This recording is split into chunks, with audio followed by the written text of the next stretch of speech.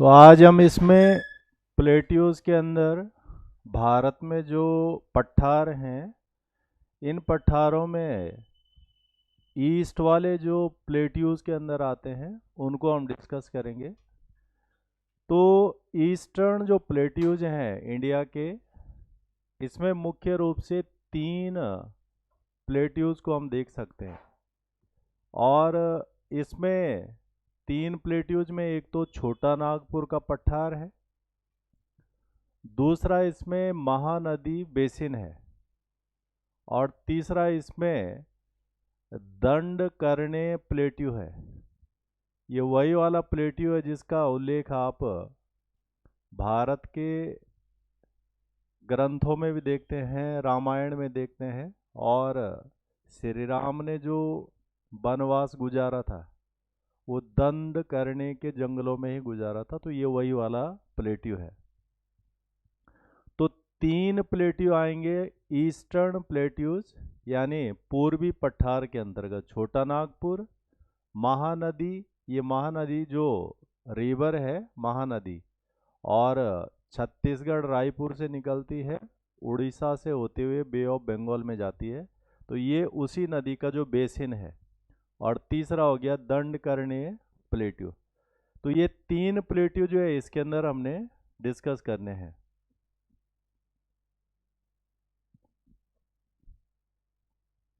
अब इसमें एक एक कर देखते हैं। इसमें जैसे ये छोटा नागपुर का पठार है, जब आप इसे मैप के साथ में देखेंगे तो ये लोकेशन है इस छोटा नागपुर पठार की।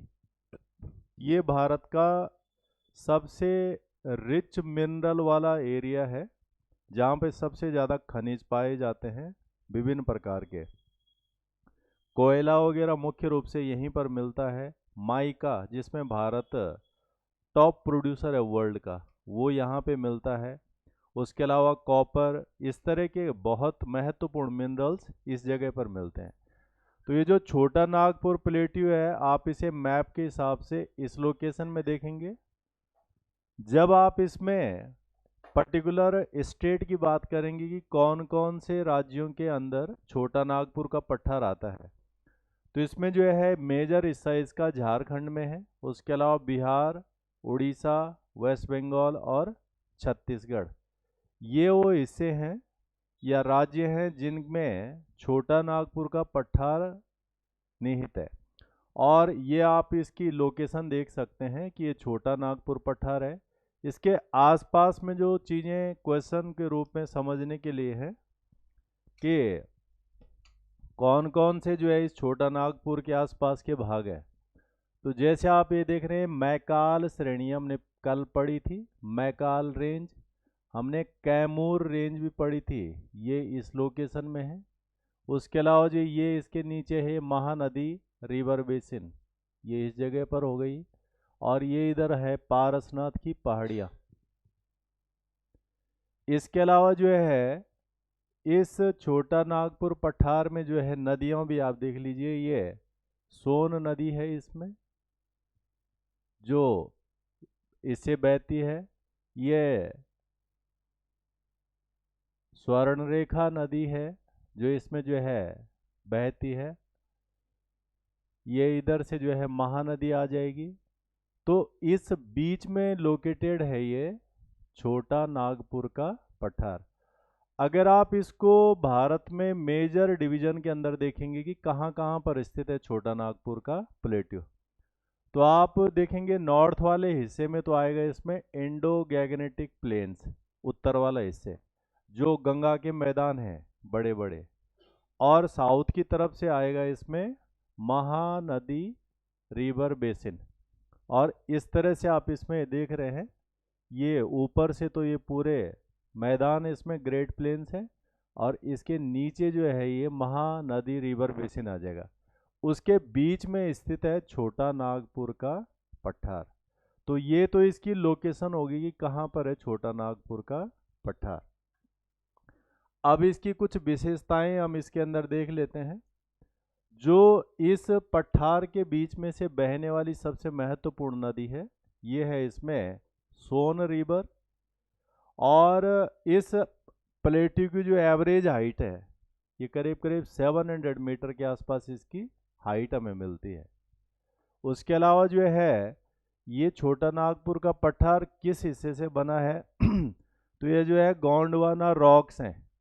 और हमने पीछे आपको बताया था कि जब जो है डेवलपमेंट होता है अर्थ का तो उसके अंदर जो है पेंजिया लैंड, फिर उसमें से 2 अंगारा लैंड, गोंडवाना लैंड, तो उस गोंडवाना लैंड से बना हुआ ही हिस्सा है ये छोटा नागपुर का प्लेट्यू।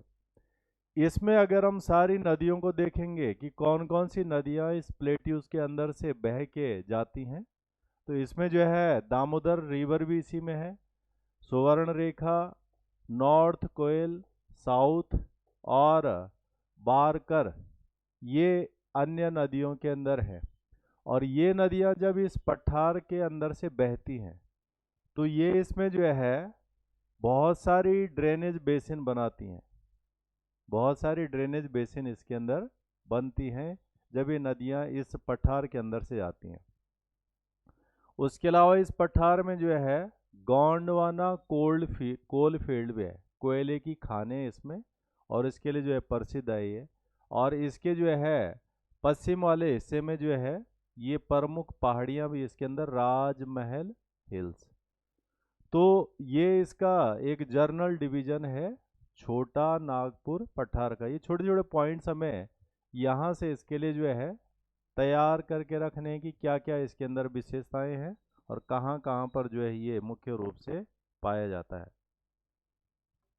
यहाँ तक क्लियर है सबका? किसी को क्वेश्चन कंफ्यूजन यहाँ से? इसके अलावा छोटा नागपुर में हमें क्या चीज़ें मिलेंगी? जैसे हम कह रहे थे कि ये मिनरल के मामले में सबसे रिच रीजन है भारत में, छोटा नागपुर का पठार। तो खनिज, जो विभिन्न प्रकार के खनिज हैं जो हमें अलग अलग तरह की चीज़ों को बनाने के लिए चाहिए होती हैं, वो हमें इस लोकेशन में मिलते हैं। आप इस मैप में भी देख रहे हैं कि जो है ये यहाँ पर स्थित है छोटा नागपुर का पठार। और इसके अलावा ये जो बाकी प्लेट्यूज हैं इसमें ये दंडकर्ण्य, जिसके बारे में अभी पीछे हम बात कर रहे थे, दंडकर्ण्य प्लेट्यू है। इधर ये तेलंगाना का प्लेट्यू है, कर्नाटक का प्लेट्यू है, डेक्कन प्लेट्यू है, मालवा प्लेट्यू, ये सारे आप पीछे पढ़ चुके हैं। तो ये छोटा नागपुर का पठार खनिजों से संपन्न है, मिनरल्स इसमें काफ़ी बड़ी मात्रा में मिलते हैं। इसी में जो है दामोदर वैली भी है, दामोदर घाटी भी है। और यहाँ पर ये जो दामोदर वैली है कोल डिपॉजिट्स के लिए प्रसिद्ध है, यानी यहाँ पर जो है कोयले की खानें हमें बड़ी मात्रा में मिलती हैं। और उसके अलावा दूसरा रीजन है इसी के अंदर हजारीबाग। हजारीबाग में जो है ये मुख्य खनिज हमें मिलेंगे। माइका हो गया, जिसमें भारत सबसे बड़ा प्रोड्यूसर है, अबरक। उसके अलावा कॉपर हो गया, लाइमस्टोन हो गया, बॉक्साइड हो गया, आयरन ओर हो गया, एस्बेस्टोस हो गया, एपेटाइट हो गया। ये प्रमुख खनिज हैं जो हमें छोटा नागपुर पठार में देखने को मिलेंगे। और अगर हम इस छोटा नागपुर पठार को रियल फॉर्म में देखना चाहेंगे तो ये इस तरह से दिखता है। वो जो आपको पीछे दिख रहे हैं उठे हुए हिस्से, वो छोटा नागपुर प्लेट्यू के भाग हैं। तो ये छोटा नागपुर कई मामलों में जो है महत्वपूर्ण, और यही कारण है कि भारत की जो आयरन और स्टील फैक्ट्री वो ऑलमोस्ट इसी रीजन में है। जैसे क्यों जो है छत्तीसगढ़ में, झारखंड में, उड़ीसा में, बिहार में ज़्यादातर आयरन एंड स्टील प्लांट वहीं क्यों होते हैं? तो वहाँ पर होने के जो 2 कारण हैं। पहला कि वहाँ पर जो है रॉ मटेरियल मिलता है, जैसे जो है आयरन ओर, तो आयरन ओर वहीं मिल रहा है। दूसरा, इन फैक्ट्रियों को चलाने के लिए जो है बहुत बड़ी मात्रा में जो है इलेक्ट्रिसिटी चाहिए, या फिर जो है उस तरह के काम को करने के लिए जो है कोयला चाहिए। तो यहाँ कोयला भी मिल रहा है, आयरन ओर भी मिल रहा है, इसीलिए जो है मैक्सिमम स्टील एंड आयरन फैक्ट्रियाँ इसी लोकेशन के अंदर मिलेंगी। तो ये भारत का सबसे प्राकृतिक रूप से सबसे संपन्न क्षेत्र है, हालांकि डेवलपमेंट के मामले में बहुत पिछड़ा हुआ है। और ये विशेषता है विश्व की कि जहाँ जहाँ पर मिनरल्स मिलते हैं प्रकृति के रूप से, वहाँ पर जो है डेवलपमेंट नहीं होता है। जैसे हम अफ्रीका की बात करते हैं कि अफ्रीका बहुत ज़्यादा संपन्न कॉन्टिनेंट है मिनरल्स के पॉइंट ऑफ व्यू से, परंतु विकास वहाँ कुछ नहीं है।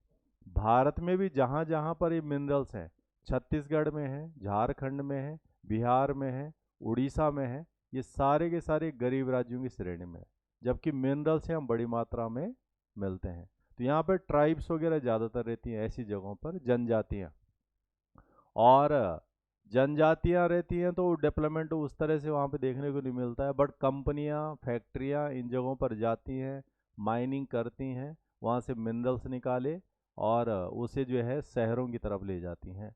तो इसलिए जो है ये एरिया विकसित नहीं हो पाते हैं, संपन्न नहीं हो पाते हैं। तो ये छोटा नागपुर में स्थित दो महत्वपूर्ण भाग हो गए, दामोदर वैली और हजारीबाग। दामोदर क्षेत्र में खनिज थे, इसलिए भारत में इंडिपेंडेंस के बाद जो है दामोदर वैली प्रोजेक्ट भी शुरू हुआ था। ये हमने अमेरिका की तर्ज पर किया था। अमेरिका में इसी तरह का एक प्रोजेक्ट था, टेनेसी वैली प्रोजेक्ट। तो इंडिपेंडेंस के बाद भारत में ये सबसे बड़ी परियोजना है। जैसे हमने बाद में जो है भाखड़ा नागल बांध परियोजना चलाई थी, हीराकुंड डैम परियोजना चलाई थी, टिहरी डैम परियोजना चलाई थी। ऐसे ही सबसे शुरुआत में बड़ी योजना के अंतर्गत दामोदर वैली प्रोजेक्ट थी। ये हमने 1948 में जो है शुरू किया था, और इसका बैकग्राउंड जो हमने लिया था वो अमेरिका के टेनेसी वैली प्रोजेक्ट्स। तो इसी जगह पर क्यों इस चीज़ की पॉसिबिलिटी थी? क्योंकि ये सारी संभावनाएं थे। इसके अलावा भारत ने आयरन और स्टील प्लांट भी लगाए थे। तो इन तमाम चीज़ों को सिस्टमेटिक विकसित करने के लिए भारत ने 5 ईयर प्लान शुरू किए थे 1951। शुरुआत में तो हमारा टारगेट था कि जो हमारा परंपरागत कार्य है हम उसे अच्छा करें, यानी कृषि। इसलिए हमने फर्स्ट 5 ईयर प्लान में एग्रीकल्चर को फोकस किया था, उसमें सफलता भी मिली। और सेकंड 5 ईयर प्लान से हमारा टारगेट जो है शिफ्ट हो गया था इंडस्ट्रीज पे। तो तब हमने आयरन एंड स्टील इंडस्ट्रियाँ बनाई थी, लौह एवं इस्पात उद्योग, और इसको जो है मुख्य रूप से हमने बिहार में, उड़ीसा में, इन जगहों पर स्थापित किया था। और 2000 में जो है इन्हीं जगहों से बिहार से एक राज्य और अलग हो गया जिसका नाम है झारखंड, और मध्य प्रदेश से एक राज्य अलग हो गया जिसे हम कहते हैं छत्तीसगढ़। तो ये पूरी वो बेल्ट है जहाँ पर ये मिनरल रिच रीजन है। तो जब आप यहाँ से एनालिसिस करेंगे तो आप बहुत सारे प्रश्नों के जवाबों को खुद यहाँ से कैलकुलेट कर सकते हैं।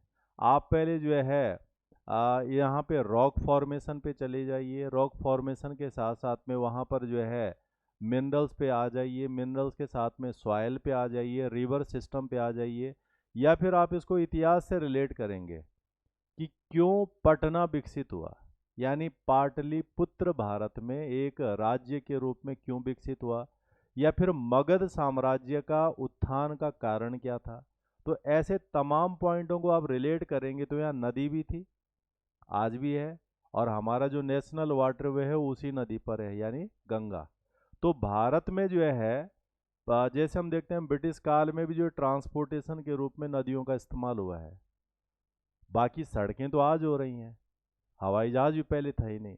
तो प्राचीन काल में ये जो एरिया रहा है भारत का, ये विकसित होने का सबसे बड़ा कारण इसका यही था कि यहाँ पर जो है नेचुरल साधन थे, चाहे नदियाँ ट्रांसपोर्टेशन के रूप में हो, उसके अलावा जो है मिनरल रिच रीजन था, व्यापारिक क्रियाकलाप यहाँ ज़्यादा होते थे। इसलिए प्राचीन काल में यही क्षेत्र सबसे ज़्यादा विकसित हुआ। और पूरा का पूरा जो एंशियंट फेज है हमारा, उसमें मगध ही सबसे मेन था। जब जो है अंग्रेज भी भारत में आए तो उनका कॉन्सेंट्रेशन भी यही वाला एरिया था, इसीलिए उनकी राजधानी भी कहाँ थी? कलकत्ता। तो ये वही बेल्ट है पूरी की पूरी जहाँ से, और जैसे हमने कहा ट्रांसपोर्टेशन एक सबसे बड़ा कारण था। तो जो कलकत्ता है वहाँ से जो है समुद्र के माध्यम से अंग्रेज अपने वापस जा सकते थे, यहाँ आ सकते थे। इन तमाम चीज़ों ने इस पूरी बेल्ट को प्रोग्रेस होने में जो है हेल्प की।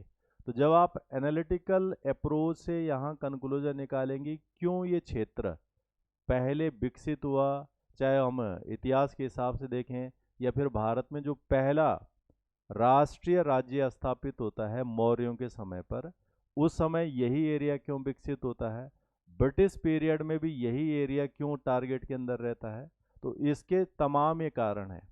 आज भी जो बड़ी बड़ी कंपनियां हैं या भारत की जो पहली बड़ी प्राइवेट कंपनी है दैट इज द टिस्को यानी टाटा।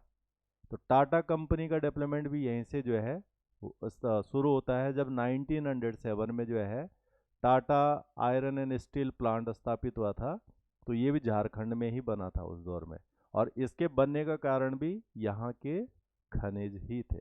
तो ये तमाम बातें हैं जिनको आप निकाल करके लिख सकते हैं। तो जब आप मेंस में क्वेश्चन बनाने की कोशिश करेंगे और आपको कहा जाता है कि आप जो है 50 वर्ड्स में इस पूरी पॉइंट्स को लिख डालिए, तो हमें कीवर्ड्स लिखने पड़ते हैं। इस कीवर्ड्स में आपको ये समझना पड़ता है कि मैं लिखूं क्या, मैं छोड़ूं क्या, या फिर आप अपना ऑब्जर्वेशन कैसे दे सकते हैं। तो हमने हिस्ट्री में पढ़ा है चीज़ों को, बट हम यहाँ रिलेट के माध्यम से उसे ला सकते हैं कि किस तरह से एरिया इस फेज में आता है। हालांकि अब ये एरिया बहुत पिछड़ी हुई स्थिति में है और उसके कई सारे फैक्टर हैं। इंडिपेंडेंस के बाद हम लगातार देखते हैं कि इस एरिया की वैल्यू घटती गई है। बंगाल जो हब था पहले इंडस्ट्री का, पश्चिम बंगाल, वो आज की डेट में ऑलमोस्ट जो है नेग्लिजिबल स्थिति में है। तो उसमें पॉलिटिकल फैक्टर्स हैं, बाकी कई सारे कारण इसके अंदर हमें मिलेंगे। तो ये हो गया छोटा नागपुर का। अब इसके अंदर दूसरा हिस्सा आता है दंडकर्णीय प्लेट्यू। तो दंडकर्णीय के जो पठार हैं, और जैसे हमने कहा कि रामायण में इसका उल्लेख आता है, तो इसका मतलब है कि भारत में जो इतने समय पहले की जो घटनाएं हैं उनमें भी इन क्षेत्रों का उल्लेख है। और ये बहुत घना जंगल वाला एरिया है, पहले के हिसाब से आज भी है, पहले भी है। तो जब आप इसे मैप में देखेंगे तो ये वाला हिस्सा है आपका दंडकर्णीय प्लेट्यू। आप इसके ऊपर देख रहे हैं छत्तीसगढ़ के मैदान है, इसके नीचे देख रहे हैं तेलंगाना का पठार है, ये पूरा का पूरा यहाँ पर जो है वेस्टर्न ईस्टर्न घाट है, और इसके ऊपर आप देख रहे हैं छोटा नागपुर का पठार है। तो ये तो इसकी लोकेशन हो गई है। इसको अगर हम प्राइमरी लोकेशन के हिसाब से स्टेट में जाएंगे कि कौन कौन से राज्यों के बीच में दंडकर्णीय के पठार स्थित है, तो इसमें उड़ीसा राज्य हो गया, छत्तीसगढ़ राज्य हो गया और आंध्र प्रदेश, इन राज्यों के बीच में स्थित है ये दंडकर्णीय के पठार। तो मैप वाइज आपने देख लिया है कि ये कहाँ पर है, और इसकी आप ओरिजिनल इमेज के रूप में देखना चाहेंगे तो ये है कि वास्तव में ये पठार दिखते कैसे हैं। तो जैसे हम कहते हैं कि हम कल्पना कर देते हैं कि ये ऐसा होगा ऐसा होगा, तो दोनों चीज़ों में हमें व्यवहारिकता अगर देखने को मिलेगी तो आसानी रहेगी। तो ये पठार जो है इस तरह के दिखते हैं, ये घने जंगल वाला जो है पठार जो है यहाँ पर। और इसमें जो टोटल एरिया है ये आप देख रहे हैं कि लगभग जो है इसका एरिया 89,078 स्क्वायर किलोमीटर, यानी लगभग 90,000 वर्ग किलोमीटर में फैला हुआ है ये दंडकर्णीय के पठार। यहाँ पर अगर हम मुख्य नदियों में देखेंगे तो ये इंद्रावती यहाँ पर मुख्य नदी है, और यहाँ पर एक जो है खनिजों के हिसाब से एक महत्वपूर्ण रेंज भी है, इसको बैलाडीला रेंज हम जो है जानते हैं। और ये बैलाडीला रेंज मुख्य रूप से आयरन ओर यानी लौह अयस्क के लिए जो है प्रसिद्ध है। तो ये जो है दंडकर्णी के पठार हैं, और लोकेशन वाइज आपको ध्यान में रहना चाहिए। हमने कहा जैसे एग्जाम में कई बार वो मैप देता है, पॉइंट देता है 1 2 3 4, और फिर पूछता है कि यहाँ पर क्या है, यहाँ पर क्या है, यहाँ पर क्या है। तो उसके हिसाब से हमें इसका एक आइडिया होना चाहिए, और ये हम की फीचर बोल सकते हैं इसको। इन की फीचर के बेसिस पे हम इसका मेंस भी लिख सकते हैं कि दंड करने के पठार के बारे में जो है इतने शब्दों में लिखिए, तो वो हम इसमें लिख सकते हैं। क्लियर है? कोई क्वेश्चन कर? इसके बाद जो है जो बाकी बचे हुए हिस्से हैं भारत में पठार के मामले में, ये नॉर्थ ईस्ट प्लेट्यू, यानी सीधे हम नॉर्थ ईस्ट में जा रहे हैं, उत्तर पूर्व के भाग में। तो जो उत्तर पूर्व का हिस्सा है भारत में, नॉर्थ ईस्ट, इसमें जो है मुख्य रूप से आता है मेघालय का पठार। मेघालय पठार, इसको हम शिलोंग का पठार भी बोलते हैं, मेघालय, और इसे शिलोंग प्लेट्यू के नाम से भी जानते हैं। ये जो शिलोंग का पठार है, जब आप इसे मैप में देखेंगे तो ये वाला हो गया, ये हो गया आपका Meghalaya, Meghalaya plateau north east में। ओरिजिनल फॉर्म में ये पठार इस तरह से दिखता है। और ये जो मेघालय का पठार है, ये यहाँ पर पहाड़ियों में विभाजित हो रखा है। इसमें मुख्य रूप से गारो पहाड़ियाँ, खासी पहाड़ियाँ, जैंतिया, ये जो नाम है गारो, खासी, जैंतिया, ये नाम वहाँ पर रहने वाली जनजातियों के नाम से पड़े हैं। ट्राइब्स रहते हैं यहाँ पे, तो इन जनजातियों के नाम से ही हम इन पहाड़ों के नाम गारो यानी गारो जनजाति, खासी यानी खासी जनजाति, और जैंतिया यानी जैंतिया जनजाति, ये ट्राइब्स हैं यहाँ पर जिनके नाम से है। और इन्हीं के बीच में स्थित है विश्व का सबसे ज़्यादा बारिश हासिल करने वाला एरिया, जिसको हम जो है पहले चेरापूंजी बोलते थे, अब उसी में थोड़ा डिफरेंस आ गया है और उससे थोड़ा कुछ दूरी पर दूसरा पॉइंट बन गया है मासिन राम। तो ये विश्व का सबसे ज़्यादा बारिश हासिल करने वाला एरिया है, इसलिए हम इसको कहते हैं रेनियस्ट एरिया इन द वर्ल्ड। पूरे विश्व में सबसे ज़्यादा बारिश यहाँ पर होती है। और उसका कारण क्या है कि ये इन पहाड़ियों से कवर्ड एरिया है, जिसके कारण जो है जो क्लाउड होते हैं रेनी क्लाउड, वो बाहर नहीं जाते हैं, रुकते हैं यहाँ पर और कंडेंस होते रहते हैं, और जिसके कारण यहाँ पे बारिश ज़्यादा से ज़्यादा हो जाती है। यहाँ पर कुछ घाटियाँ भी हैं, वैलीज, और वैली हम उसे कहते हैं जो पहाड़ के चारों तरफ हो और बीच में जो एक फ्लैट एरिया हो, दैट इज द वैली। यहाँ पर इनको सुरमा वैली और मेघना वैली, ये दो घाटियां हैं जो यहाँ पर स्थित है। और यहाँ पर अगर हम इसको जियोलॉजिकल पार्ट के अंदर देखेंगे तो ये मोस्ट टेक्टोनिकली एक्टिव एरिया है विश्व का, यानी जो पृथ्वी के अंदर बहुत सारी गतिविधियां होती हैं, इंटरनल एक्टिविटी जो होती हैं, भूगर्भिक जो क्रियाएं होती हैं, उन मामलों में ये बहुत एक्टिव एरिया है। यानी यहाँ पर पृथ्वी की आंतरिक कई सारी जो है यहाँ पे गतिविधियां होती हैं। तो ये भारत का जो है उत्तर पूर्व का पठार हो गया है, नॉर्थ ईस्ट प्लेट्यू। और नीचे की तरफ आएंगे हम जो, और इसमें है तो ये डेक्कन प्लेट्यू है, दक्कन का पठार। ये जो दक्कन का पठार है ये मुख्य रूप से महाराष्ट्र में आता है, इसलिए इसको जो है महाराष्ट्र प्लेट्यू के नाम से भी जानते हैं। और ये जो महाराष्ट्र प्लेट्यू है, ये ज़्यादातर वॉल्केनिक लावा से बना है, ज्वालामुखीय लावा से बना है ये। और इसमें बेसिक लावा मुख्य रूप से हमें मिलेगा। और इसके अंदर जो है डेक्कन प्लेट्यू में क्या क्या सामान, एक तो डेक्कन ट्रैप आता है इसमें, दूसरा इसमें जो है कर्नाटक का पठार आता है, तीसरा इसमें आंध्र प्रदेश का पठार आता है। इनको मिलाकर के हम बोल देते हैं डेक्कन प्लेट्यू, यानी दक्कन का पठार।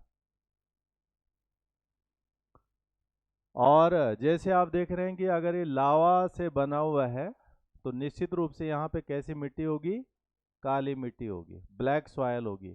तो महाराष्ट्र का जो एरिया है यहाँ पे हमें मुख्य रूप से ब्लैक सॉयल मिलती है।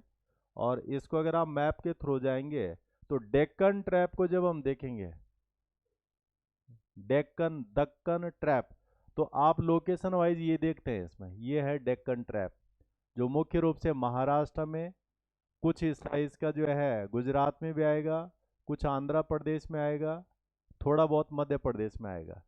तो आप इसको स्टेट वाइज में जाएंगे तो गुजरात में, आंध्र प्रदेश में, मध्य प्रदेश में और महाराष्ट्र में स्थित है डेक्कन ट्रैप, ये इसका लोकेशन है।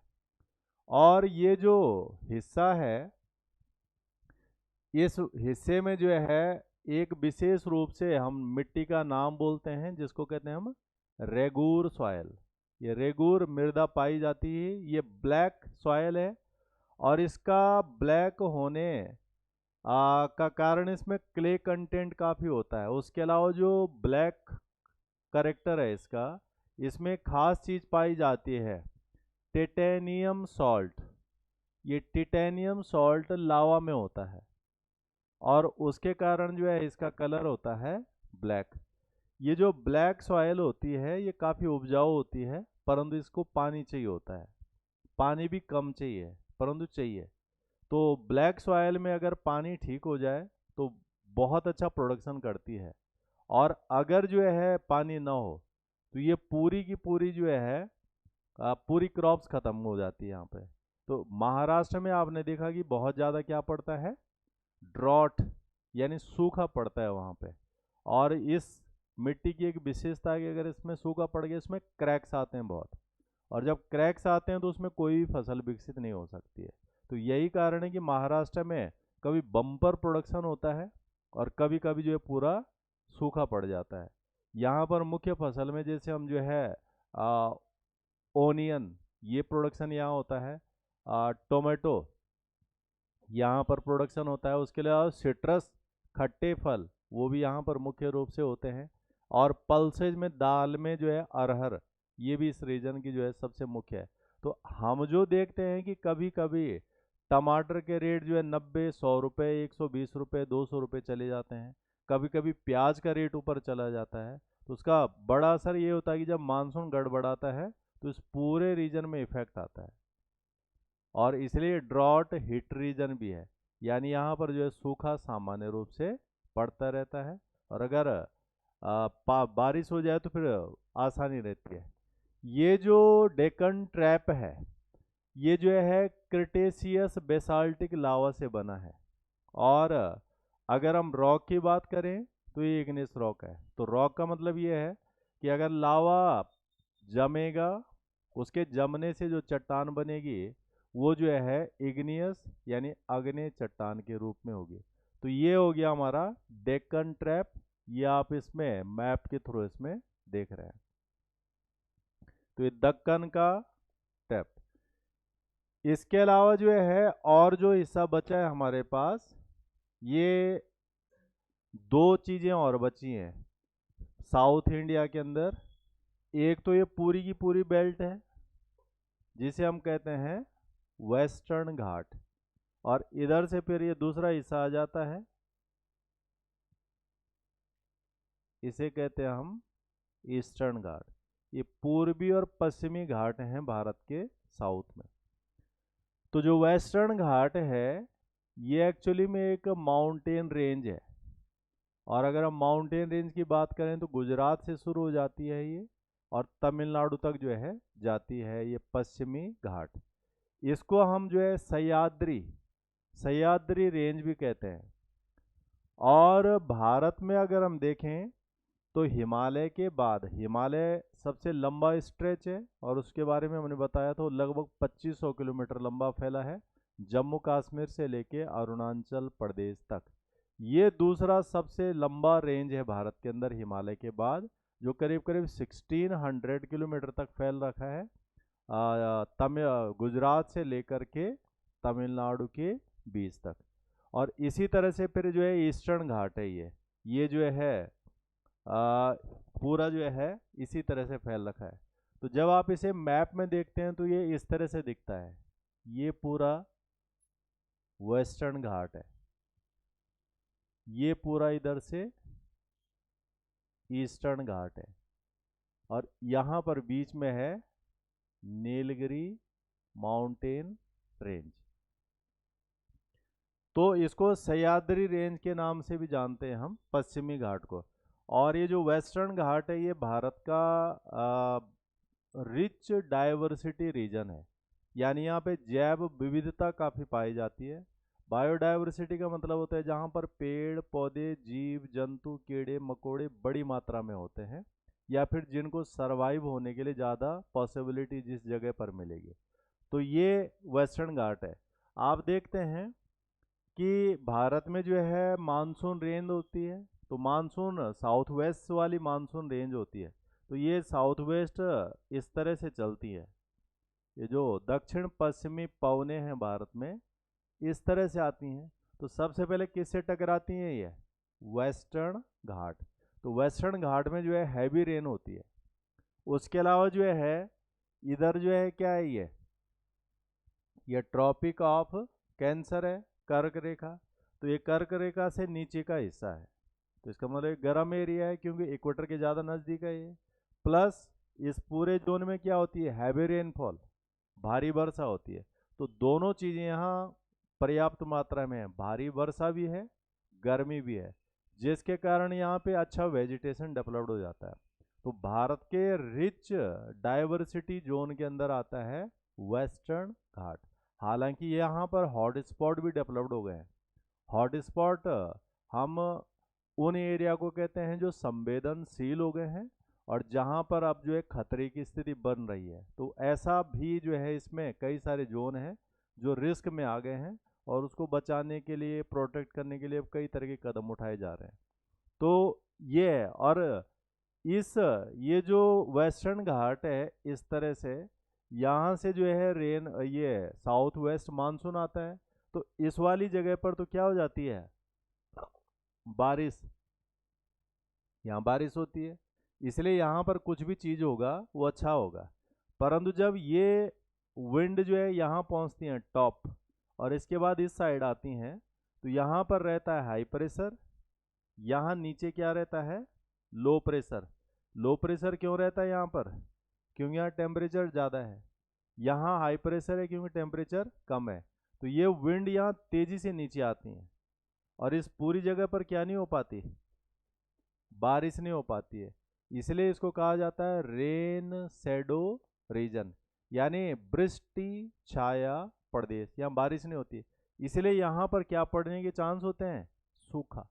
तो हम कह रहे हैं कि यहाँ महाराष्ट्र वाले हिस्से में इस साइड में क्या पड़ने की चांस होते हैं, सूखा। जहाँ ये ब्लैक सॉइल है, ये वही वाला जोन है। तो इसलिए यहाँ पे ड्रॉट हिट रीजन है ये, कि क्यों सूखा पड़ता है यहाँ पे, सूखा का कारण क्या होता है। तो उसमें से एक है रेन शेडो रीजन का हिस्सा है, जहाँ पर ऐसे होने के चांसेस नेचुरली ज़्यादा होते हैं। तो इस तरह से ये जो है वेस्टर्न घाट हो गया। वेस्टर्न घाट को अगर हम डिवाइड करें तो इसमें हम 3 एरिया बना सकते हैं। नॉर्थ सह्याद्री जो सबसे ऊपर वाला हिस्सा होगा, और नॉर्थ सह्याद्री कहाँ से कहाँ तक है, ताप्ती नदी से लेकर गोवा के बीच तक। इसको कहते हैं नॉर्थ सह्याद्री। ये 650 किलोमीटर का एक स्ट्रेच है। और यहाँ पर जो है मलप्रभा नदी मुख्य रूप से आती है। उसके अलावा यहाँ पर्वत श्रेणियाँ भी है कुछ। ये जो है कालसूबाई, ये 1646 मीटर की हाइट में है। सलहेर 1567 मीटर की। महाबलेश्वर 1438 मीटर। उसके अलावा यहाँ पर जो है थाल घाट और भोर घाट, ये 2 घाट भी और हैं यहाँ पे। ये थाल घाट और भोर घाट एक तरह के पास हैं, यानी दर्रे, जहाँ से इधर से उधर जाते हैं। तो ये जो थाल घाट है, ये जो है मुंबई से कलकत्ता जाने का रास्ता बनता है इस पे, मुंबई से कलकत्ता जाने का। और दूसरा जो भोर घाट है, वहाँ से हम जो है मुंबई से पुणे जाने का रास्ता बनता है इसमें।